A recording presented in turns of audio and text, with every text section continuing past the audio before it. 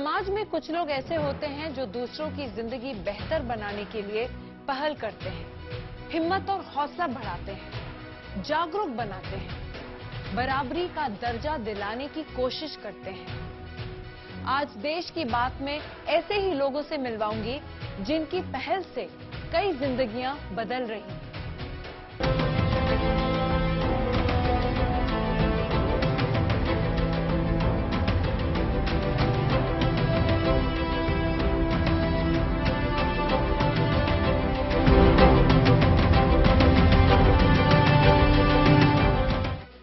बेटियों की उड़ान में अब कोई भी बंदिश नहीं है, लेकिन गांव में रहने वाली बेटियों को भी बड़ा कैनवस मिले, सोशियो इकोनॉमिक फैसलों में उनकी भागीदारी हो, इसके लिए अभी बहुत कुछ किया जाना बाकी है। इस लिहाज से गुजरात के कच्छ में एक अच्छी शुरुआत हुई है। वहां एक गांव में देश की पहली बालिका पंचायत चुनी गई है। 21 साल की गरबा भारती सरपंच बनी है।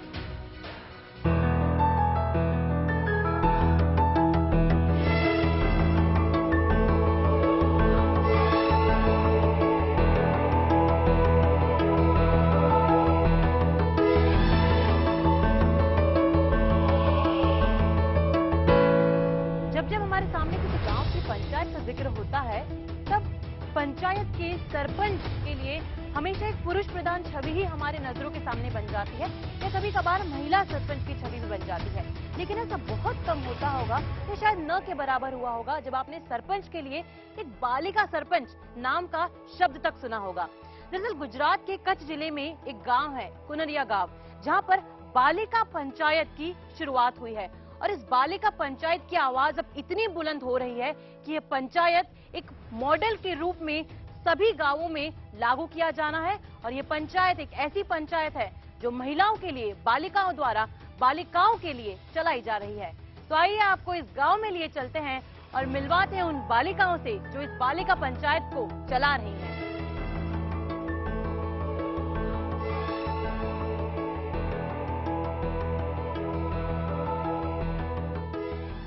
नमस्कार, मेरा नाम गरबा भारती है। मैं गुजरात के कच्छ जिले के भुज तालुके के कुनरिया गांव की रहवासी हूँ। मेरी उम्र 21 साल की है और मैं कुनरिया गांव के बालिका पंचायत की सरपंच हूँ। बालिका पंचायत शब्द आपने ग्राम पंचायत तो सुना होगा, लेकिन बालिका पंचायत शब्द आपके लिए भी नया हो। तो बालिका पंचायत की मैं बात करूँ तो पूरे भारत में एक कुनरिया गाँव है जहाँ पे प्रथम बालिका पंचायत की शुरुआत हुई थी। और बालिका पंचायत का क्या है कि 18 साल से लेकर 21 साल की लड़कियां गाँव की पंचायत चला रही है। बालिका पंचायत का मूल कंसेप्ट ये था कि बहनों की शासन व्यवस्था में तो साझेदारी है, इससे के अलावा ऐसे इश्यूज हैं जो पंचायत तक पहुंचे, खास करके हेल्थ की बात हो, एजुकेशन की बात हो, या फिर बात हो उनके एम्प्लॉयमेंट की। तो ये सारी चीजें बालिका पंचायत के माध्यम से मुख्य पंचायत तक आए और फिर मुख्य पंचायत है वो सारे इश्यूज, उस समस्याओं का जो है एड्रेस करे। इसीलिए बालिका पंचायत की रचना की गई।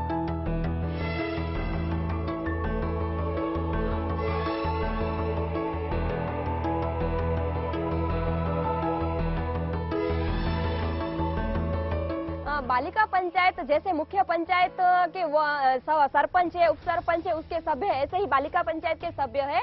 और बालिका पंचायत के सभ्य अपने जो वार्ड है उस वार्ड में से जो प्रश्न आते हैं वो पंचायत में लेके आते हैं। महीने में 1 से 2 बार हम आरोग्य कैंप रखते हैं, उसमें स्पर्धा भी रखते हैं, जैसे कि रसोई स्पर्धा है, पोषण दिवस की उजवनी है।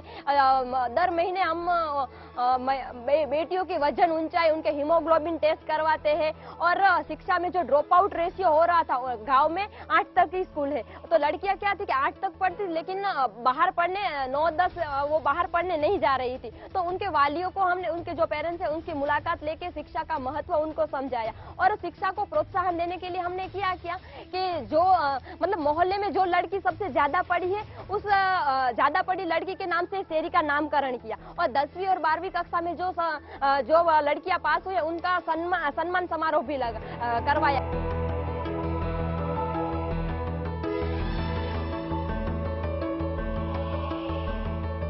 और इस गांव की एक खास बात और भी है जो यहाँ पर आपको नजर आएगी। ये देखिए, ये घर है और जब आप किसी के यहाँ जाते हैं तो आपको हमेशा किसी पुरुष का, यानी कि वो घर जिसका है, के पिता का, बेटे का या भाई का नेम प्लेट लगा हुआ मिलता है।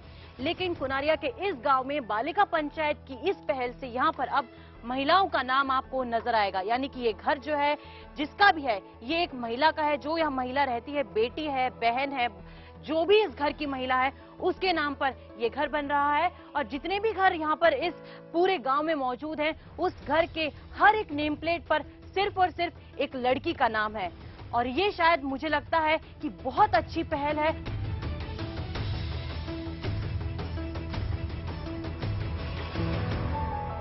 जब से बालिका पंचायत बनी है तब लड़की घर की पहचान बेटी के नाम अंतर्गत जिस घर में भी बेटी है उस घर के बाहर बेटी के नाम की नेम प्लेट लगाई गई है। यानी कि क्या कि ये घर है उस बेटी के नाम से पहचाना जाएगा। और इसके अलावा हमारे गांव में जिस बेटी का जन्म होता है ना, उसको वाहली दीकरी वधामणा देते हैं हम, और एक पोषण किट भी देते हैं। मतलब कि दीकरी कोई भार नहीं है, वो आगे बढ़ सकती है। हमारे गाँव में एक लीगल हेल्प डेस्क सेंटर की रचना की है। इस सेंटर में क्या है कि 2 बालिका पंचायत के सभ्य और 2 मुख्य पंचायत के सभ्य और एक वकील है। उसमें क्या है कि अगर महिलाओं पर कोई भी अत्याचार हुआ, जैसे कि छेड़ती है, बलात्कार है, कि उनके अधिकारों का हनन, ऐसा कोई भी अगर प्रश्न आया तो उनको बाहर शहर में जाने की जरूरत नहीं। उनके सारे प्रश्नों का निवारण हमारे गांव की अब ये लीगल हेल्प डेस्क सेंटर में भी हो जाएगा। 10 से 21 साल की जो लड़कियां हैं वो इसमें जुड़ेगी और वो वोटिंग करेगी। पर वोटिंग सब लड़कियों ने क्या, उसके बाद गांव की पंचायत में गांव की जितनी भी महिला है, छोटी से लेके बड़ी, सब महिलाएं हमारे साथ जुड़ी है और वो सब उनके प्रश्न हमारे पास लाती है। गांव की पूरी महिलाएं हमारे साथ जुड़ी है और किशोरियां और बड़ी सब जुड़ी हुई है। लेकिन मॉडर्न होना केवल और केवल अच्छे कपड़े या वेस्टर्न कल्चर के कपड़े पहनना नहीं है। मॉडर्न होना अपनी सोच से मॉडर्न होना है, सोच से विकसित होना है। और शायद ये कुनरिया गांव उसी की मिसाल और उसी का उदाहरण पेश कर रहा है। और मुझे लगता है कि इस कुनरिया गांव की बालिका पंचायत की इस पहल से हमें एक सबक तो जरूर लेना चाहिए कि बेटियां वाकई में घर की नींव होती हैं। मेरी अभी यही इच्छा है कि पूरे भारत में हमारी जैसी बालिका पंचायत बने और मेरी तरह और भी लड़कियां आगे आए। बहुत सारी ऐसी पंचायत है जो यहाँ विजिट करके आने वाले दिनों में अपनी ग्राम पंचायत में बालिका पंचायत की रचना भी करेगी। ये सब्जेक्ट जो है मिनिस्ट्री ऑफ विमेंस और चाइल्ड डेवलपमेंट तक पहुंचा है और वहाँ पर जो हमारे आदरणीय मंत्री जी हैं स्मृति ईरानी जी, उनसे भी बात हुई और उन्होंने भी बताया था, ये हमारा प्रस्ताव था कि पूरे देश में ये बालिका पंचायत की रचना हो।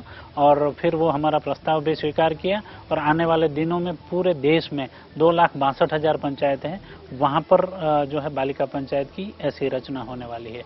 बालिका पंचायत में वैसे महिलाओं के अब गांव की महिलाओं को बाहर लाना बहुत मुश्किल बात है। तो जब से बालिका पंचायत बनी है तब महिलाओं के आत्मविश्वास में बढ़ोतरी हुई है। और गांव में जब ग्राम सभा जब भराते थे तब पुरुष ही आते थे, महिलाएं आती ही नहीं थी। तो जब से बालिका पंचायत बनी है तब से महिलाओं की पुरुषों से ज्यादा हाजिरी होती है और वो अपने प्रश्न ग्राम पंचायत में रजू भी करते। उसके अलावा हमने स्किल डेवलपमेंट के क्लासेस भी शुरू करवाए हैं। तो उसमें क्या है कि अगर ये क्लासेस जैसे कि भरत है, बांधनी का काम है, साबु शैम्पू बनाना है, सीवण का क्लासेस है, पार्लर का, ये सब क्लासेस चालू करवाए हैं जिससे कि महिलाएं आर्थिक तरह से भी वो पगभर हो पाए। हम अवारनवार कराटे क्लासेस भी चालू करवाते हैं, तो उसमें भी महिलाएं और लड़कियां भाग लेती है और कराटे भी सीखती है। जब से इस गांव में बालिका पंचायत की शुरुआत हुई तब से ही इस गांव की तस्वीर बदलना भी शुरू हो चुकी थी। इस गांव में अब महिलाएं आत्मनिर्भर हो चुकी हैं, अपने लिए रोजगार ढूंढ रही हैं और अपने पैरों पर खुद खड़ी भी हो रही हैं। यहाँ पर बालिका पंचायत में महिलाओं के लिए अलग अलग अवसर हर बार हर वक्त ढूंढे जा रहे हैं। सपने तो बहुत बड़े हैं, पीएम भी बनना है। कुछ साल पहले एक फिल्म आई थी तारे ज़मीं पर, जिसमें एक स्पेशली एबल्ड बच्चे की कहानी थी। तारे ज़मीं पर जैसी फिल्म ने हमें बच्चों को लेकर अलग तरीके से सोचने पर मजबूर कर दिया। लेकिन कई बच्चे ऐसे भी हैं जिनकी समस्या बड़ी है, जो देख नहीं सकते या ऑटिज्म और सेरेब्रल पैल्सी जैसी बीमारियों के शिकार हैं। उनको आत्मनिर्भर कैसे बनाया जाए, उनको इस दुनिया में अपने दम पर जीने के लायक कैसे बनाया जाए, ये अहम सवाल है। लखनऊ में दृष्टि नाम की एक संस्था ने बड़ी अच्छी पहल की है।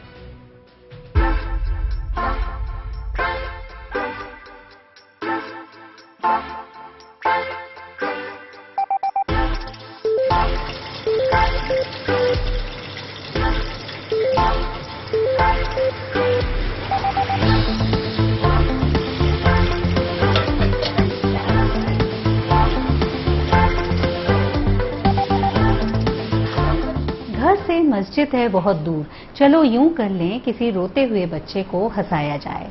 32 साल से स्पेशली एबल्ड बच्चों के लिए काम कर रही दृष्टि संस्था न सिर्फ ऐसे बच्चों के चेहरे पर मुस्कान लाने की कोशिश कर रही है, बल्कि उस मुस्कान में आत्मविश्वास भरने की पहल भी की है, जिससे ये बच्चे अपनी कमजोरियों को अपनी ताकत बनाकर बाहरी दुनिया का सामना कर सकें और उनकी आगे की जिंदगी ज्यादा सहज हो सके।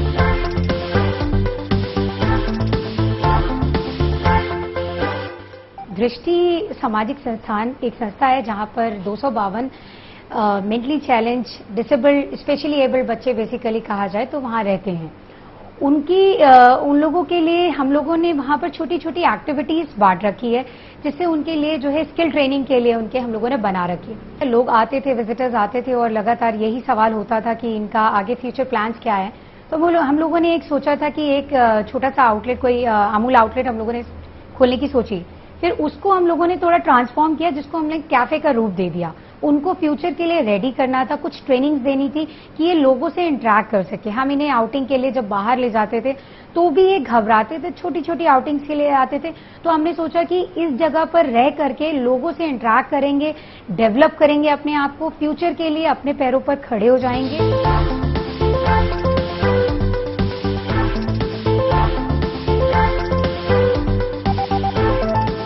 बहुत ख्याल रखना पड़ता है कि बच्चा प्रॉपर, उसको हम लोग ट्रेन करके तभी यहाँ कैफे लाते हैं कि बच्चा को हम लोग पहले असेस कर लेते हैं ये बच्चा यहाँ आने के लायक है कि नहीं है। हम लोग पूरा प्रॉपर स्कूल में ट्रेनिंग देने के बाद ही यहाँ पे लाते हैं बच्चों को।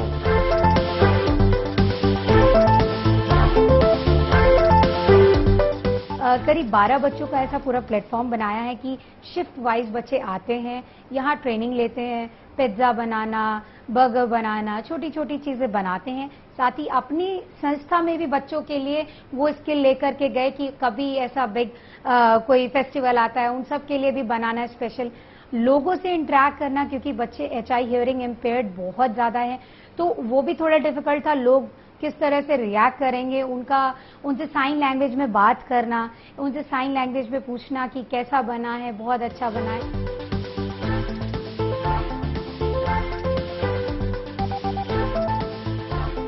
आते हैं लोग ऑर्डर लेते हैं, हम आपको क्या चाहिए, वो कहेंगे पिज़्ज़ा चाहिए, पिज़्ज़ा का ऑर्डर देते हैं, फिर बनाते हैं, मिल के बनाते हैं हम लोग सब, बर्गर, पिज़्ज़ा और फ्राइज ये सब बनाते हैं। क्या क्या अच्छा बनता है यहाँ? यहाँ बर्गर अच्छा बनता है, पिज़्ज़ा अच्छा बनता है, फ्राइज अच्छी बनती है।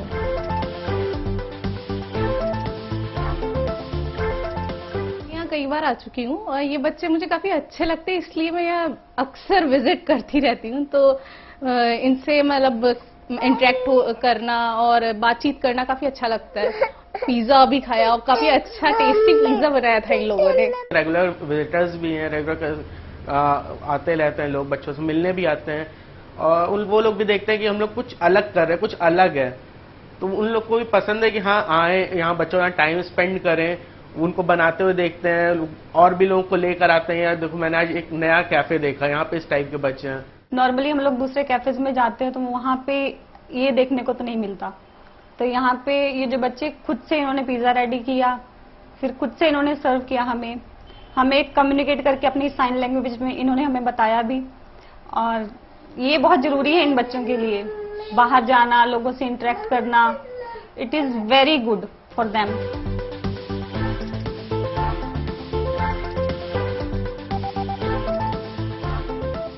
बच्चे VI हैं, विजुअली इम्पेयर्ड है, हियरिंग इम्पेयर्ड हैं, जो कि सुन नहीं सकते हैं, बोल नहीं सकते हैं, उनको लेकर आते हैं। कुछ बच्चे बोलने वाले हैं, उनको लेकर आते हैं कि वो जो नहीं सुन बोल सकते हैं बच्चे, उनके साथ सपोर्ट में खड़े होकर के सामने जो हमारा क्लाइंट है, कस्टमर है, उसके साथ बहुत अच्छे से डील करे और उनसे वो सीखे कि हाँ हम कैसे बाहर के तरफ लेकर के जाएं। साथ ही हमारी मैडम भी हैं, वो भी स्कूल में इन बच्चों को पूरी तरीके से उन्होंने ट्रेनिंग दी है, कैसे हम लोगों को यहाँ कैफे में बात किया जाता है, प्रेजेंट करते हैं, लेकर के गए, सर्व करना, टिश्यूज होने चाहिए, ये सारी चीजें वो सब साइन में धीरे धीरे करके बहुत मेहनत के साथ उन्हें बतानी पड़ती है।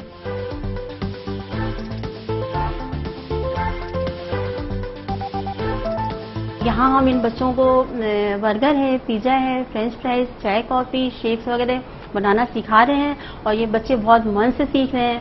और जब हमारे यहाँ कोई कस्टमर आता है तो ये बच्चे उन लोगों के पास में अपना मेन्यू कार्ड लेकर जाते हैं, साथ में एक पेंसिल ले जाते हैं। जो बच्चे हमारे अचाई बच्चे हैं, बोल नहीं पाते हैं, उन बच्चों को साइन लैंग्वेज में मैम हम बताते हैं कि किस तरीके से क्या बनना है, क्या मैडम ने ऑर्डर दिया है, और उस पर टिक लगा के लेके आते हैं मैम। और इन बच्चों को मैंने बताया हुआ है कि क्या चीज़ बननी है, तो उसमें क्या चीज़ उसमें यूज होगी सामान का, तो वो अपने आप से निकाल के रखने लगते हैं। ये पूरी तरीके से कंप्लीट हो जाएंगे, उस एबल हो जाएंगे कि ये अपना खुद से चला सके।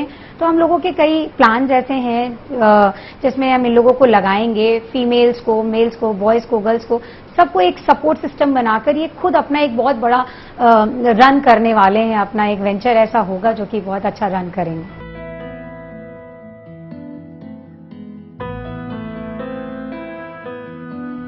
स्पेशली एबल्ड बच्चों के लिए जो पहल दृष्टि संस्था ने की है, असल में उसकी शुरुआत 1990 में हुई थी।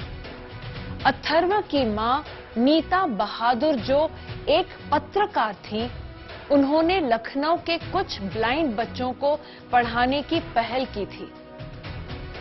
उसके बाद सिलसिला चल पड़ा। बेटे और बहू दोनों ने मिलकर संस्था को न सिर्फ बड़ा किया, बल्कि अब ऐसे बच्चों को आत्मनिर्भर बनाने की दिशा में आगे बढ़ गए हैं।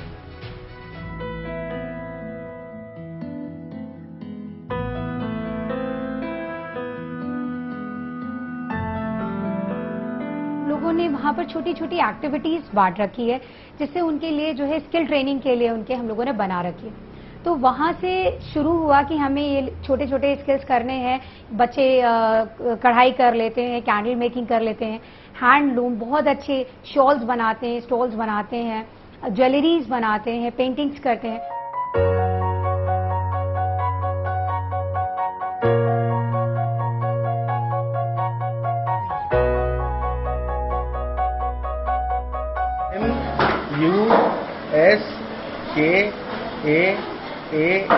MUSKAAN अरे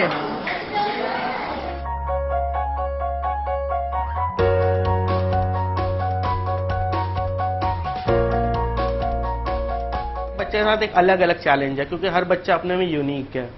तो हर बच्चे का हम लोग क्या करते हैं, जब बच्चा हम लोग के पास आता है तो हर बच्चे का लेसन प्लान बनाते हैं। हम लोग ऑब्जर्व करते हैं उसको अराउंड 15 डेज 20 डेज की वो कर क्या रहा है, उसकी एक्टिविटी क्या क्या है। फिर उसके अकॉर्डिंग हम लोग उसका पूरा लेसन प्लान बनाते हैं, जिसके थ्रू हम लोग डेली उसी अकॉर्डिंग उसको हम लोग ट्रेनिंग करते हैं। तो धीरे धीरे करके बच्चों में इम्प्रूवमेंट आने लगता है। उसके बाद उनकी तारीफ करिए, इतना अच्छा उन्हें फील होता है कि उनकी आप छोटी सी तारीफ कर देते हैं कि अरे वाह ये तुमने बनाया है, इतना सरप्राइजिंगली, तो वो इतने खुश हो जाते हैं अपने एक्सप्रेशंस के साथ कि हाँ ये हमने बनाया। उन्हें और मोटिवेशन मिलता है, लोगों का जो आना रहता है।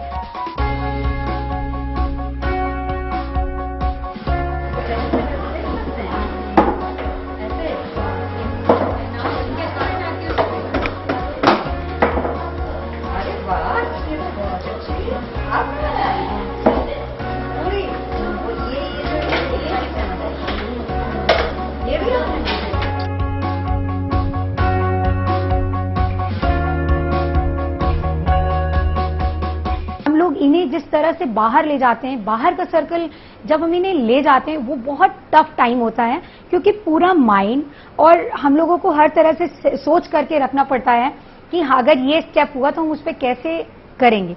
क्योंकि इतनी जब नैनीताल, दुधवा नेशनल पार्क और वाटर पार्क हर जगह ले जाना होता है, और सारी डिफरेंटली एबल्ड बच्चे, उनको लेकर के जाना, उनको एक जगह बिठाना, उनका खाना खिलाना, घुमाना, हर बच्चे की काउंटिंग करना, हर बच्चे को हाथों से फीड कराना, उनके पास प्लेट पहुंचाना, देन फिर काउंट, टॉयलेट ले जाना।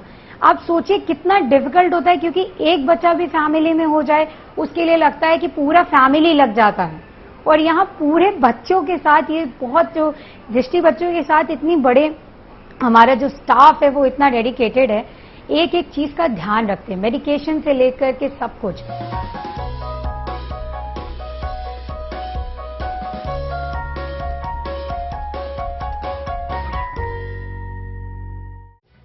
देश में बच्चों के खिलाफ अपराध की घटनाएं रोकना पुलिस प्रशासन के लिए बड़ी चुनौती होती है। दिल्ली, मुंबई जैसे महानगरों में तो ये चुनौती और भी बड़ी होती है।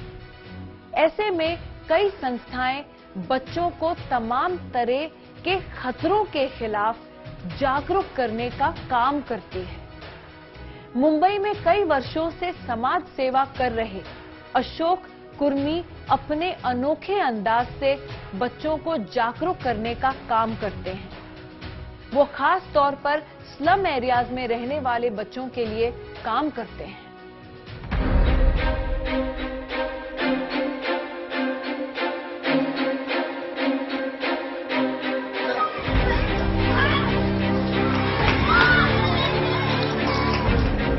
ये अंकल अगर टेडी देंगे तो आप लोग लेंगे क्या? हाँ, नहीं लेना है।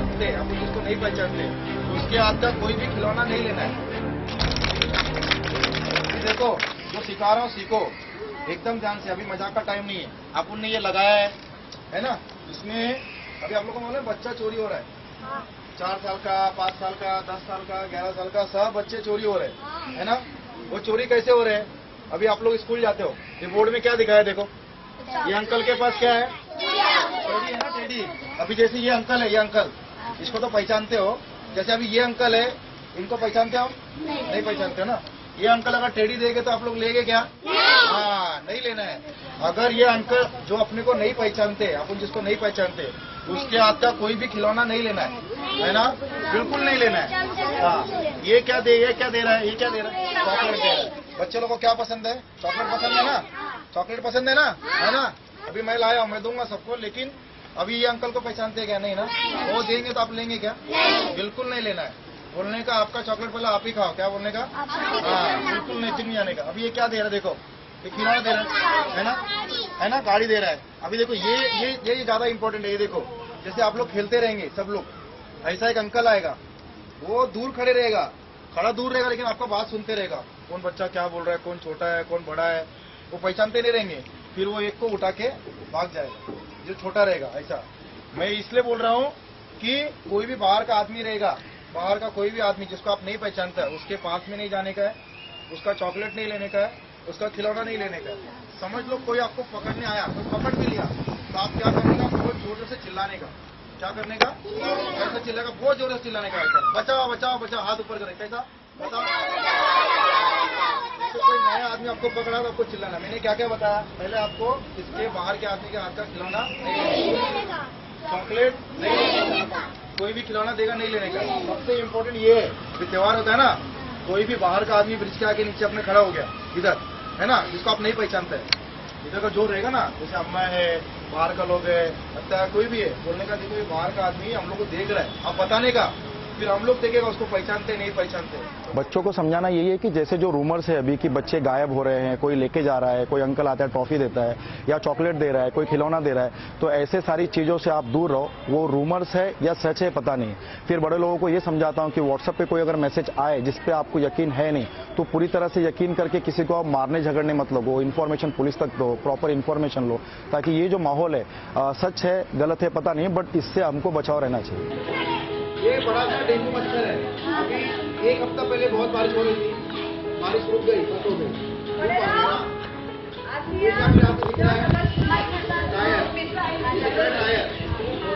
अब ये टायर ऐसे रोड पे पड़े होंगे या ऐसे रखे होंगे कहीं भी, बारिश में पानी गया होगा तो पानी इसके अंदर रुका होगा, वो पानी में ऐसे डेंगू के मच्छर पैदा होते हैं।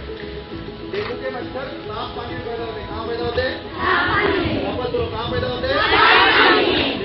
मच्छर साफ पानी में पैदा होते हैं। कहाँ पे? साफ पानी होता कहाँ पे? जैसे आपका टायर रखा है, बहुत दिन टायर में पानी जमा है, वो टायर उसमें वो पानी साफ होता है। हमने घर के आपके पास जो ड्रम है घर के पास, वो अपने मम्मी पापा सबको बोलना है कि वो ड्रम साफ करो हर 6-7 दिन में, है ना, नहीं तो उसमें डेंगू के मच्छर पैदा होते हैं।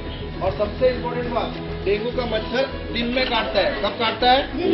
हाँ, और जब ये काटता है तो बहुत आपको जोर से बुखार, सर में दर्द, फिर आपको हॉस्पिटल, फिर वोमिट, उल्टी होने लगती है, आपको हॉस्पिटल एडमिट होना पड़ेगा। तो ये सब सारी चीजें होनी चाहिए क्या? नहीं चाहिए। तो इसके लिए खाली 2-3 बातें ध्यान रखना है। एक, आपके आसपास पानी जमा नहीं होने देना है।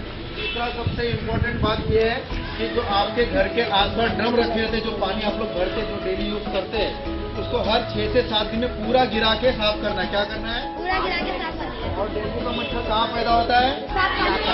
पानी में नहीं, साफ पानी में, गटर में पैदा नहीं होता है, साफ पानी में। तो आप सब लोग पानी को बरोबर साफ करोगे, है ना, टायर को बरोबर से ऐसे साफ करोगे, डेंगू का मच्छर काटना चाहिए। चलो मेरे साथ बोलो, stop dengue, stop dengue, stop dengue. Corona call 2020 से शुरुआत हुई इसकी, मार्च महीने से, लगभग अप्रैल महीने से।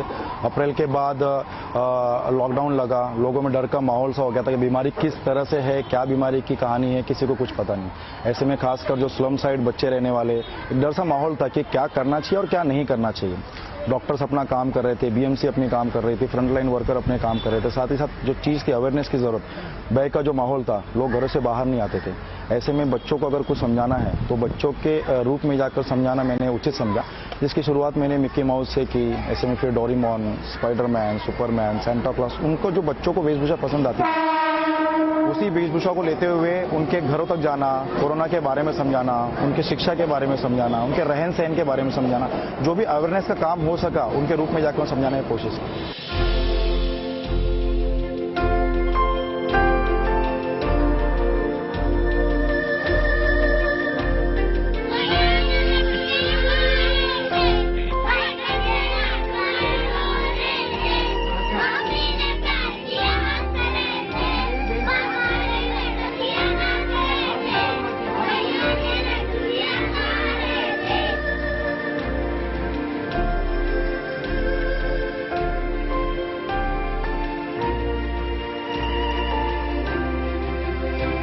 लॉकडाउन में स्कूल बसें, स्कूल सारी बंद थी।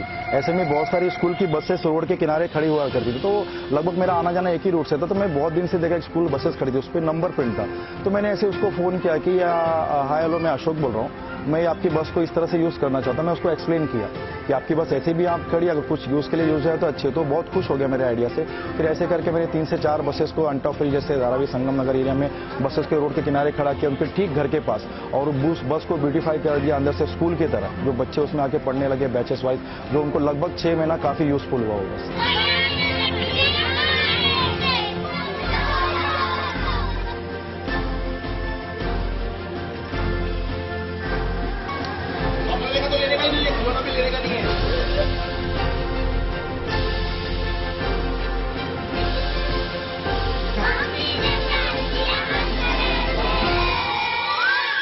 दो वक्त का खाना, पहनने के लिए कपड़े और रहने के लिए छत, ये हर एक इंसान की बुनियादी जरूरतें हैं। लेकिन हमारे देश में करोड़ों लोग ऐसे हैं जिन्हें इन बुनियादी चीजों के लिए भी काफी कोशिश करनी पड़ती है। ऐसे लोगों की मदद के लिए कुछ लोग आगे आते हैं और उनकी जिंदगी को बेहतर बनाने की पहल करते हैं। अब मैं आपको एक ऐसी संस्था के बारे में बताती हूं जो पुराने कपड़े इकट्ठा कर लाखों जरूरतमंदों तक उन्हें पहुंचाती है। ये लोग इस बात का पूरा ख्याल रखते हैं कि जिन लोगों तक कपड़े पहुंच रहे हैं उनके आत्मसम्मान को ठेस न पहुंचे।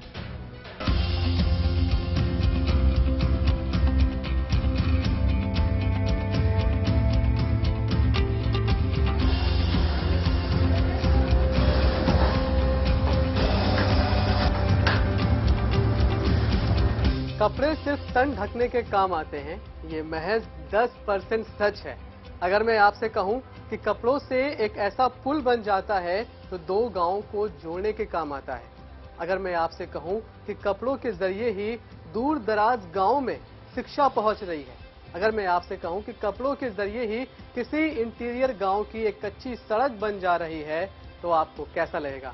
आइए आज आपको ऐसे ही लोगों से मिलवाते हैं जो कपड़ों की कतरन से एक नया संसार बुन रहे हैं।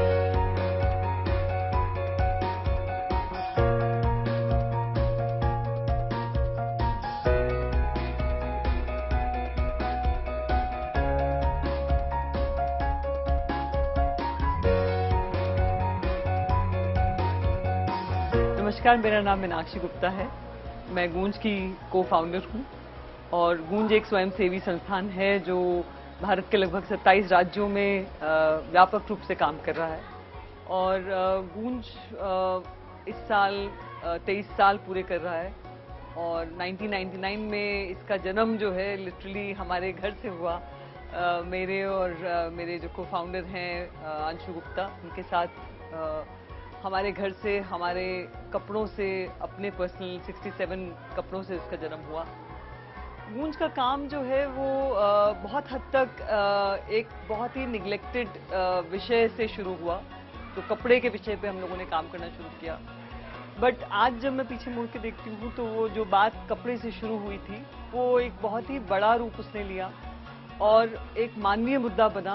एक मानवीय डिग्निटी पे, एक मानवीय सम्मान की बात पे, कपड़ा और मानवीय सम्मान को जोड़ के देखने वाली बात पे गूंज का काम पिछले 2 दशकों में बढ़ा और अलग अलग रूप उसने लिए। गूंज के काम के वैसे तो आज की तारीख में बहुत सारे अलग अलग इम्पैक्ट हैं। हम स्कूलों से लेके, एजुकेशन से लेके, मेंस्ट्रुअल हाइजीन से लेके, डिजास्टर्स पे काम करते हैं, रिसाइकलिंग, सर्कुलर इकोनॉमी पे काम करते हैं। हमने जब शुरू किया तो हमें ये समझ में आया कि कपड़ा एक जो 3 बुनियादी ज़रूरतों के बारे में बात करी जाती है कि रोटी, कपड़ा और मकान 3 बुनियादी ज़रूरतें कहीं पे भी हो, कोई भी हो उसकी हैं। तो कपड़ा एक विषय उसमें रह गया कि वो डेवलपमेंट के इश्यूज में आया ही नहीं, उसका जिक्र ही नहीं हुआ कहीं। और वहाँ से कपड़े की हमारी समझ जो है डेवलप होती चली गई और हम ये जानने की कोशिश करते रहे कि लोगों के लिए कपड़ा क्या मायने रखता है। और जब हम इस देश के गाँव में, अलग अलग गाँव में पहुंचे, दूर दराज के गाँव में पहुंचे, तो वहाँ के लोगों के साथ जब बात शुरू हुई तो तब समझ में आया कि कपड़ा जो है एक इंसान के लिए उसकी डिग्निटी का भी एक बहुत बड़ा रूपक है। और जब हम कोई काम डेवलपमेंट का उनके साथ करें तो ऐसा कोई भी काम ना करें जिससे उसकी डिग्निटी को किसी भी तरह से आहत होती हो या उसको कम महसूस हो।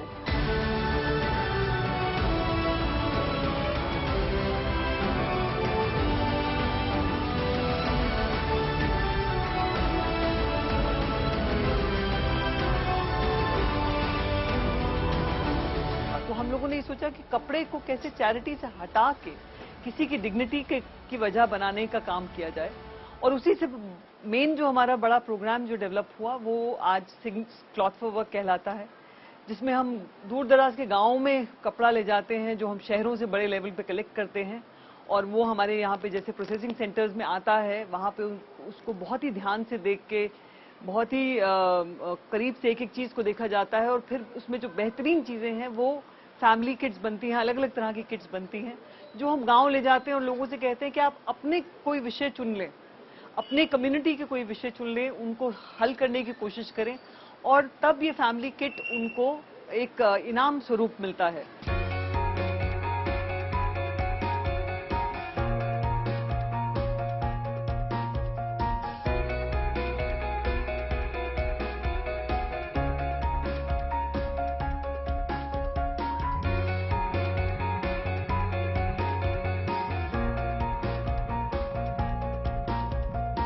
नमस्कार, मेरा नाम अनीता है, मैं टीम गूंज से। आज आपको यहाँ पर ये दिखाना चाहते हैं कि हमें जो सामान आप लोगों से मिलता है उसका हम क्या करते हैं। तो ये जो सामान मिलता है उसको हम लोग जो है 3 कैटेगरीज में बांटते हैं। First category general and good, जिसे हम किसी को एज इट इज जो है पहुंचा सकें।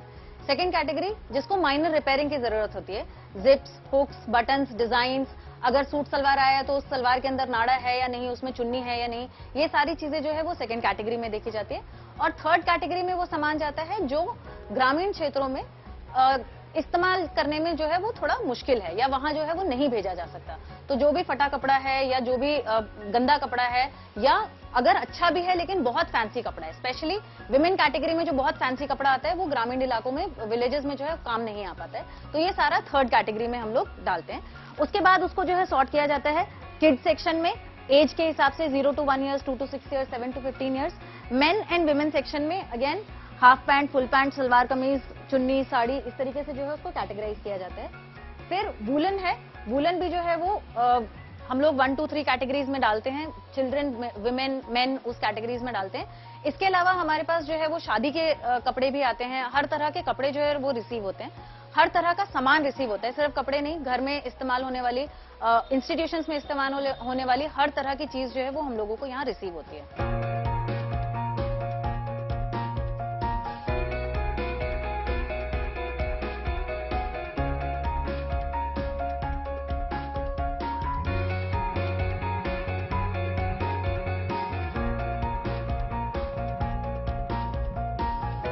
ये जो मॉडल है पूरा गूंज का, ये एक मुझे इसका हिंदी शब्द नहीं मालूम, बट सिस्टम, पूरा एक सिस्टम है जो एक सोच और के बेसिस पे डेवलप हुआ कि शहरों में जो लोग हैं और गांव में जो लोग हैं वो कैसे अपने विकास के लिए काम करें, वो तो एक बात है।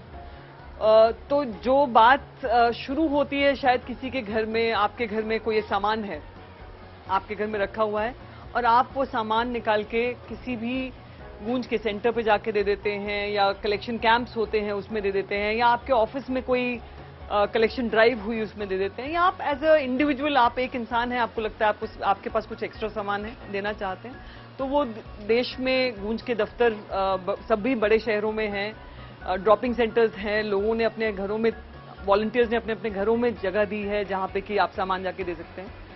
आइडिया ये है कि आप बहुत ध्यान से अपने घर में अपना सामान देखें और ये देखें कि कौन सी चीज है जो आप बिल्कुल यूज ही नहीं कर रहे, वो किसी के काम आ सकती है।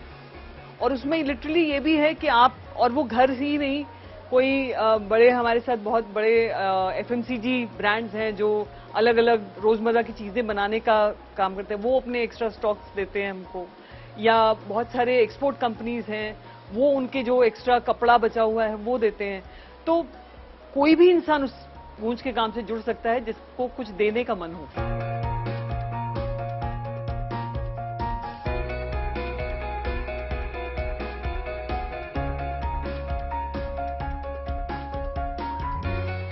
जो महिलाएं आप यहाँ पे सेंटर्स में, हमारे प्रोसेसिंग सेंटर्स में देखते हैं, वो बहुत ही अपनी सूझबूझ से यहाँ पे काम करती हैं। आप यहाँ पे नहीं पाएंगे कि कोई उनको आके बता रहा होगा कि क्या करना है क्या नहीं करना है। वो बहुत अपने डिजाइन्स निकाल के लाते हैं जिससे कि नए नए प्रोडक्ट्स बनाते हैं। वो बहुत ध्यान से देखते हैं कि कौन सा सामान हम अपने फैमिली किट्स में डाल रहे हैं, क्योंकि उनको अच्छी तरह से मालूम है और उनसे लगातार इस बारे में बात भी होती रहती है कि ये जो आप काम कर रहे हैं इसका क्या वैल्यू है, ये किस तक पहुंचने की बात हो रही है। तो वो बहुत अपना न सिर्फ हाथों से और अपने श्रम से करते हैं, अपना दिल उसमें डाल के काम करते हैं। तो ऐसा काम करने का जो तरीका है वो आप समझ सकते हैं, वो बहुत ही अलग ही इम्पैक्ट लाता है। और मुझे लगता है कि अगर हमारे बनाए हुए किट्स लोगों तक पहुंच रहे हैं, उनके लिए कामयाब साबित हो रहे हैं, तो उसमें इन सब महिलाओं का बहुत बड़ा रोल है। अब आपको हरियाणा की एक हीरो टीम की कहानी दिखाते हैं। इस टीम के खिलाड़ी स्पेशल हैं। वो जब मैदान पर उतरते हैं तो उन्हें देखने के लिए भीड़ उमड़ती है। ये खिलाड़ी करनाल व्हीलचेयर क्रिकेट टीम का हिस्सा है। स्पोर्ट्स को लेकर इन खिलाड़ियों का जज्बा गजब का है। ये खिलाड़ी अपने जोश और जुनून से लोगों के सामने मिसाल पेश कर रहे हैं।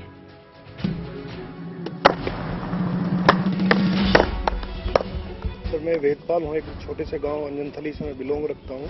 करनाल डिस्ट्रिक्ट में, हरियाणा राज्य में ही गांव है। और 2 साल की उम्र में मुझे पोलियो हो गया था। तो मम्मी पापा ने बड़ा स्ट्रगल किया, भी ट्रीटमेंट कराया, पर नहीं हो पाए ठीक।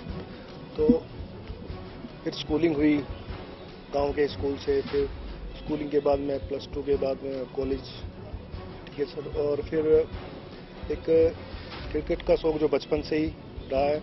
नॉर्मल अपने आस पड़ोस में गली क्रिकेट में खेलते रहते थे पड़ोस में, तो उनको देखते थे कि भी हम भी क्रिकेट खेल सकते हैं, तो उनके साथ खेला भी।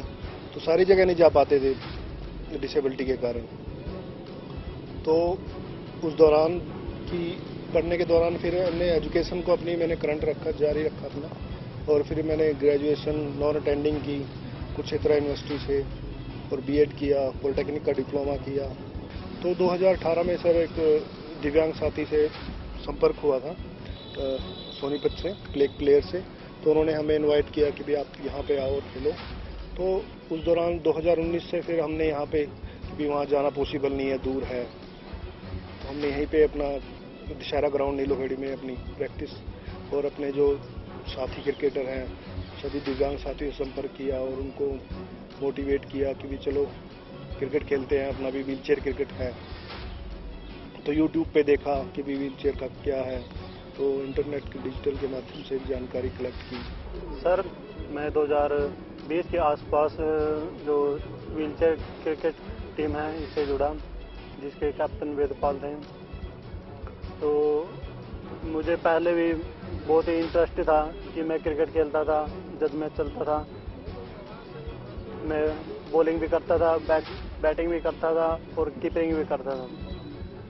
पर एक्सीडेंट होने के बाद, जैसे कि एक बहुत बड़ी दुर्घटना होने के बाद एक बहुत बड़ा सदमा मुझे लगा कि मैं अब नहीं चल पाऊंगा। मैं स्पाइनल कॉर्ड इंजरी हो चुका हूं, मुझे किसी चीज़ का पता नहीं है, शारीरिक भी और थोड़ा सा मानसिक भी तनाव रहा सुबह से। और उसके बाद जब मैं व्हीलचेयर क्रिकेट टीम में आया, उससे मेरा हौसला बढ़ा, उससे मुझे इम्प्रूव, मेरे बॉडी को भी और मानसिक तौर पर भी मैं इम्प्रूव हुआ। सर क्रिकेट तो नॉर्मल लड़कों के साथ बचपन से खेलते थे, लेकिन 2019 में जैसे भाई वेदपाल ने हमें बताया कि वे व्हीलचेयर क्रिकेट दिव्यांगों के लिए है और हम खेल सकते हैं उसको अच्छे से। इन्होंने लड़के इकट्ठे किए यहाँ आसपास के गांव के, और जैसे ही हमारे पास 12 से 14 लड़के इकट्ठे हुए, हमने थोड़ा सामान एकत्रित किया और उसके बाद हमने यहाँ दशहरा ग्राउंड में नीलोखेड़ी में प्रैक्टिस करनी शुरू करी। और अब हम 4-5 लड़के स्टेट लेवल तक खेलते हैं सर, और काफ़ी अच्छा सेहत को लेकर भी और मानसिक परेशानी खेल से दूर होती है और एक दूसरे से मिलने का मौका मिलता है। और बहुत बढ़िया, मतलब सभी मिलजुल के आपस में यहाँ संडे सैटरडे को हम आते हैं और जी एक परिवार की तरह रहते हैं।